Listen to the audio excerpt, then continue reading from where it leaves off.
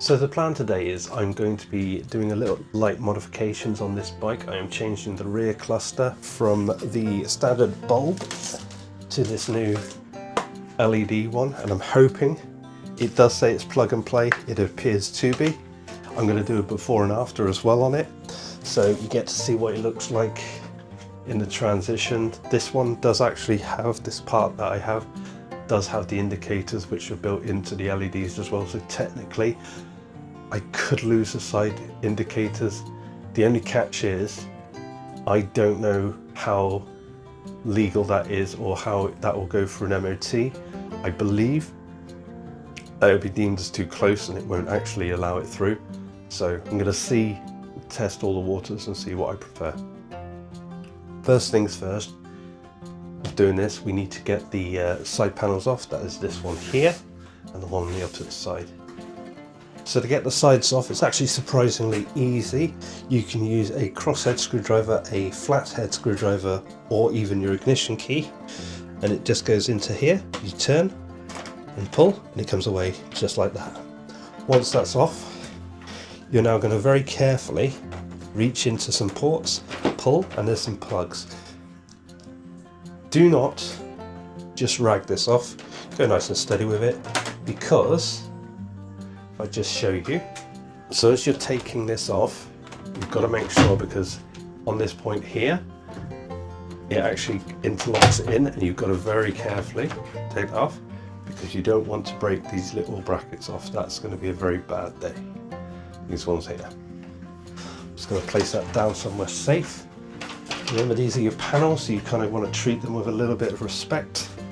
Okay, exact same on this side. Just remember, always have your fuel switched off. So again, actually let's just be fair. So that is locked in place.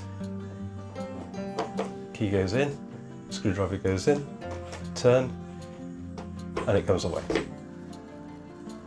And that is your flathead screwdriver.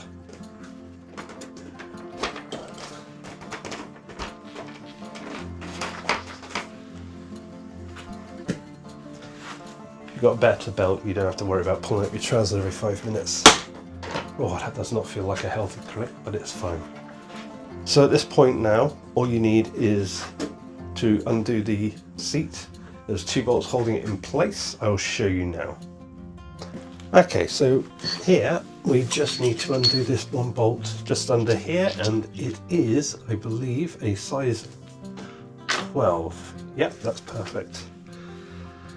Now I am cheating slightly. I have loosened these because I listened on a previous video and the ratcheting sound was god awful. So I'm saving you the despair. There you go. So bolt number 1, and then just on the right hand side the bolt is just hidden in here. There you go. Now when you're doing stuff like this, always find somewhere to put your bolts that is reasonable and responsible and you don't lose them. I fortunately have a little mat I'm putting them on. So with that, this should just lift straight off. We want to switch it out to a 10mm. Now, just quickly, I'd advise taking these 2 out, just because having this being able to move around is a damn sight easier than trying to fight it any other way. I should probably block that out. So for future self, I'm referring to the serial number. Okay, just before I make myself very sad, I'm going to do a quick before and after. So these are my rear lights. Apparently one of them is blown.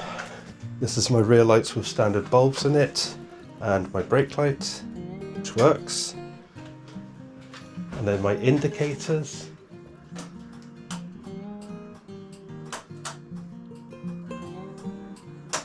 There you go. Okay, while I'm very terrified about this, I'm just going to show you. So you have 2 bolts, which are just situated up in there.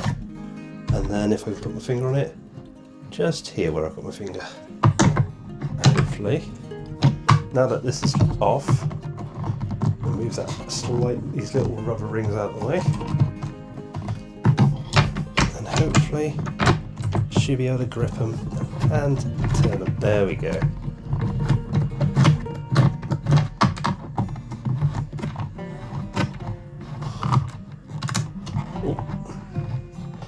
Just be careful as you're shifting it, because washers and everything. Okay, that's one.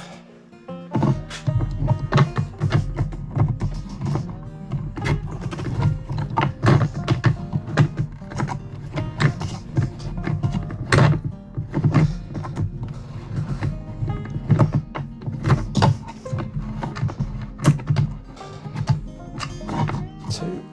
Right, put them down safe again. So now, in theory, this should lift off if I've done none of my research correctly. I didn't research this at all. This is all off the cuff. Why are you catching?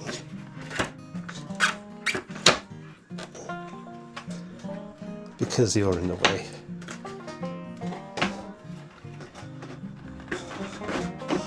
There we go, one off and two off. And there you have it, it's detached. Right, so before we actually do any more with this, I'm going to grab the other one and compare it, make sure that it is, because when you're buying stuff online, what things say and what things are two very different things, and they do look bang on right. Yep, okay. All I'm doing here is just turning this, and then it pops out, just like that. Then I'll turn this one. I'll turn this one, like that, and it pops out. And as you can see, I don't know if you can see or not. That bulb has blown. That one will never have worked. Double reasons for doing this. Push in, twist, and it pops out. Put it somewhere safe, because if this goes wrong, you're going to want to back up. Okay. So this, in theory, looks like they have just wired it in, and it plugs straight in. Just there, push it in. They're not joking about this being a plug and play, are they?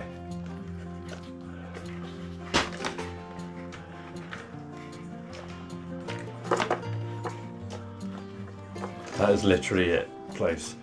Now these two wires here are my indicators. I will check those off in a minute. Oh, you're joking. That's clever. So, because this bulb's not doing anything, and there's nothing on it, I should, if I'm correct with what I'm looking at here, yeah, so that will go into here and just sit there and do nothing, and it locks away nicely, if I can fit it in. Do you know what, before we faff around with all that, let's just get it roughly in place so I can actually see what these look like.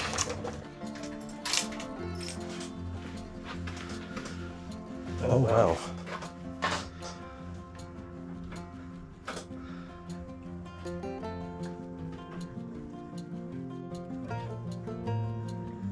Okay, I like that. Yeah, that's absolutely fine. Okay, that was too much of a fight. So now these two wires here, I'm going to feed up there, out the back, grab and pull those, and then this should, oh, break my back. Before I push everything fully back in place, I'm going to take these two wires here, red and black, red. I'm going to take these two wires here, yellow and black, and then I'm going to allocate them to the correct sides. Just in here you've got these series of wires. I need to unplug them and plug these ones in their place. So it's a straight plug and play. So when I'm happy with it, I will actually use a screwdriver, push down in there, make sure it's fully secured in. But what I'm going to do right now is pretend that I know what I'm doing. Okay, so there's in there, there's in there. we're going to just place that back in place there for now. We have the first light, which is fine, brake light, which is good. Make sure the hand one works as well. That definitely works. Now the scary one, right indicator. That works. Left indicator. I got that exactly right. Reason why it's flashing 1,000 miles an hour is because the relay is for bulbs and not for that. So I need to swap out the relay now, which I don't have because I didn't think that far through. So now it's just a case of putting everything back together. Do I like the rapid indicator blinking? No. Can I fix that? Yes. Will people know I'm indicating? I really hope so. If not, then I worry more about other people than I do myself. That's not true. I'm on the road. What about all of them? Nobody seems to know how to drive anymore. At this point we're doing a reverse of everything we did. So I'm going to put the camera in the background and just tinker away. So first thing is the bolts that hold this in place, which was the two nuts with the two washers. So they go on the inside here. Bolt over the top. And this is a size 10. I was debating what I was doing with this bike, and my son gave me a good piece of advice. He's like, "Dad, are you actually going to get rid of this bike?" And I was like, "Absolutely not. Not a chance in hell." And he's like, "Why don't you do exactly what you want to this bike then?" You know what? It's a good idea. So I'm going to do exactly what I want to this bike. So I don't know if you can see this. Just to take this off, I'm literally just twisting the whole indicator and the bolt's coming loose.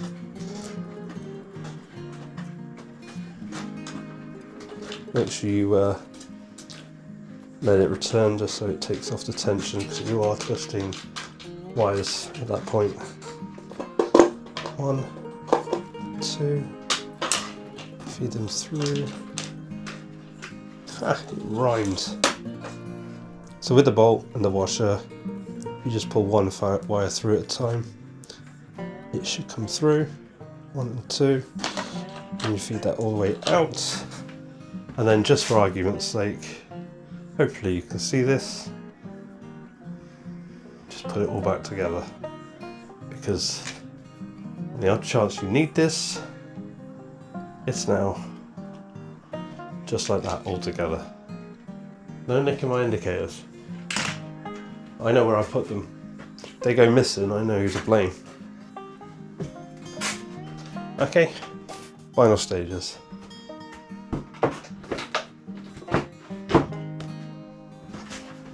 So again, when you're putting this back on, get it roughly in place, line it up. Clip the front vaguely in place around the actual doodad and the Ujo flip. Offer it up into place, nice and steady. Make sure this is kind of meeting up nicely, lined up properly, pushed in as it should. And if you get this side in first, everything else should follow, and then you should get a nice solid click like that. Back to this bolt. There you go. Done. And that is now the new light cluster in place. Quite tidy actually. Rear. I switch the lights all the way off, and then go brake light. That's nice and crisp. Brake. I don't know why I can see it back there. That shines straight, that's crazy. There you go. Now the crazy one, because it's going to be rapid. I get it's rapid.